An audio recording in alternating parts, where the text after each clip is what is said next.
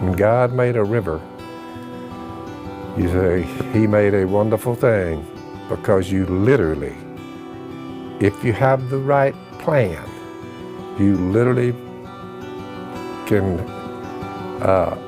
reap great wealth just from a river flowing by your house.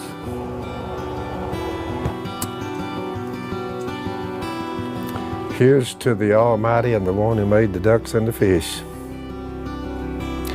Thank you, Lord.